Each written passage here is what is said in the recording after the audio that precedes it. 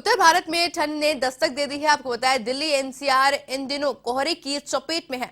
तो वहीं कई क्षेत्रों में कोहरे से विजिबिलिटी इतनी कम हो गई है कि जगह जगह हादसे हो रहे हैं। आपको जानकारी दें, इन सभी को ध्यान में रखते हुए गाजियाबाद जिला प्रशासन ने बड़ा कदम उठाया है। जिले के सभी स्कूलों की टाइमिंग बदली गई है। ऐसे में कक्षा 1 से 12वीं तक के स्कूल अब सुबह 9 बजे से खुलेंगे।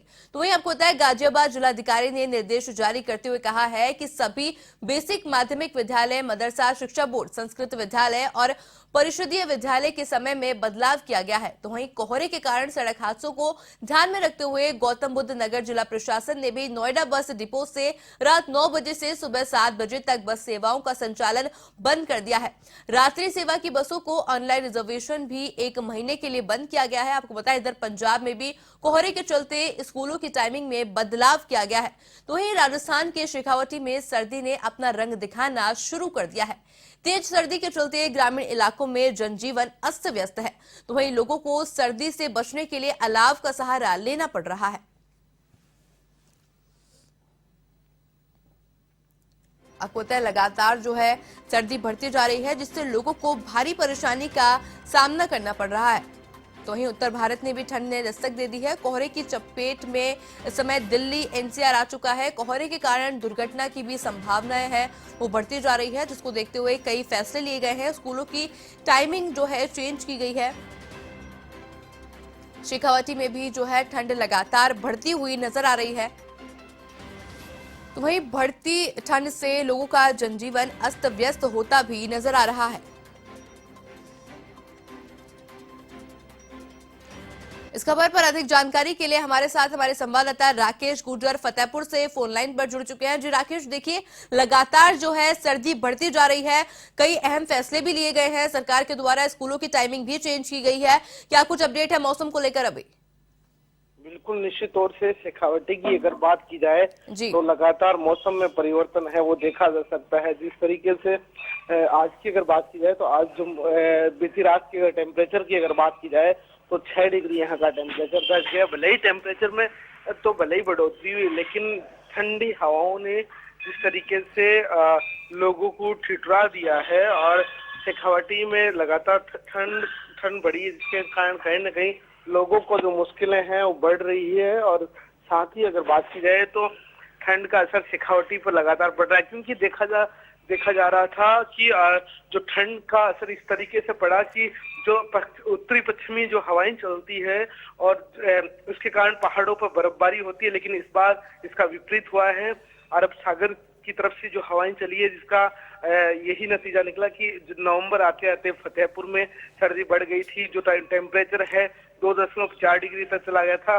पिछले 5 दिन पहले फतेहपुर का जो तापमान 0 डिग्री तक पहुंच गया था। ऐसे में जो कि शिमला जैसे हिल स्टेशन है उनसे भी ठंडा रहा, लेकिन अब स्थिति है क्योंकि अब पहाड़ी क्षेत्रों में जिस तरीके से बर्फबारी होगी उसका जो सीधा असर है शेखावटी पे पड़ेगा और यहाँ भी टेम्परेचर में और गिरावट, क्योंकि अब देखा जा रहा है जमाव बिंदु तक पारा चला गया। लेकिन अब माइनस वाली जो असली सर्दी है उसका रंग है वो भी देखने कि 25 दिसंबर के बाद में अनुमान ये लगाया जा रहा है कि ठंड और बढ़ेगी, जिससे कहीं ना कहीं क्योंकि पहाड़ों में बर्फबारी होगी और उसका असर पड़ेगा और लोगों की मुश्किलें और बढ़ेगी। हालांकि इस सर्दी क्यों बूंदाबांदी भी नहीं हुई है, न ऐसी सर्दी पड़ी है, ओस कोहरा नहीं पड़ा है। हालांकि राजस्थान के हनुमानगढ़, श्री गंगानगर ऐसे जिलों में कोहरा पड़ा है, लेकिन इससे कहीं ना कहीं फसलें प्रभावित, क्योंकि सरसों की फसल पे इससे सबसे ज्यादा प्रभावित हुई है। सरसों की फसलें अभी भी मुरझाई हुई है, क्योंकि उन्हें प्राप्त नमी है वो नहीं मिल पाई है।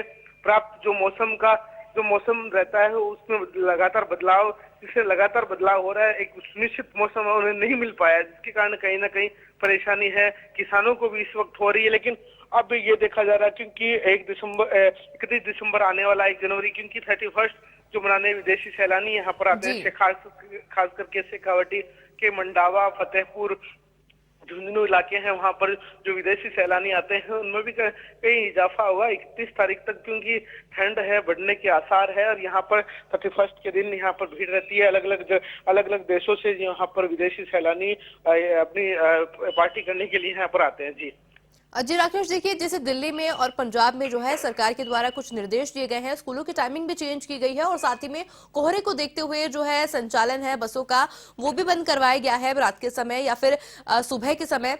तो ऐसे कुछ बदलाव राजस्थान में देखे जा सकते हैं। देखिए, हालांकि स्थिति राजस्थान की अगर बात की जाए, राजस्थान के श्री गंगानगर, हनुमानगढ़ ऐसे जो जिले हैं वहां पर कोहरा बढ़ा है। बाकी अन्य जगह कोहरा, क्योंकि वो पंजाब से सटे ये जिले होने के कारण वहां पर इस तरीके की गतिविधि है, वो देखिए कोहरे का स्थिति है वो बनी हुई है, लेकिन अलग इन जगहों पर नहीं है, जिसके कारण कोई विशेष निर्देश है। हालांकि ट्रेनों के आवागमन में काफी इससे प्रभावित हुआ है, क्योंकि ट्रेन और बसें काफी लेट पहुंच रही है राजस्थान के अंदर भी। और जिस देखा जा रहा है कि ये जो कई जिले ऐसे हैं वहां पर बसें हैं वो लेट पहुंच रही है, क्योंकि ऐसी जगहों का जो प्रभाव है वो पड़ा है। और माउंट आबू की बात करें तो 2 हफ्ते की सर्दी रहे, लेकिन 0 डिग्री से 12 डिग्री यहाँ का टेम्परेचर बढ़ रहा है, क्योंकि माउंट ऐसी जो सर्दी पड़ने वाली 2 डिग्री यहाँ का भी जो टेम्परेचर है चला गया था। ऐसे में कहीं ना कहीं ठंड का जो असली असर है, क्योंकि इस ठंड ने जिस तरीके से देखा गया कि आते आते जिस तरीके से रिकॉर्ड नवंबर में जिस तरीके से रिकॉर्ड तोड़ा था, लेकिन हालांकि दिसंबर आते आते फिर एक बार सर्दी है वो भले ही कमजोर हो गई है। जी जी राकेश, आपका बहुत बहुत शुक्रिया हमारे साथ जुड़ने के लिए और तमाम जानकारी हमारे साथ साझा करने के लिए।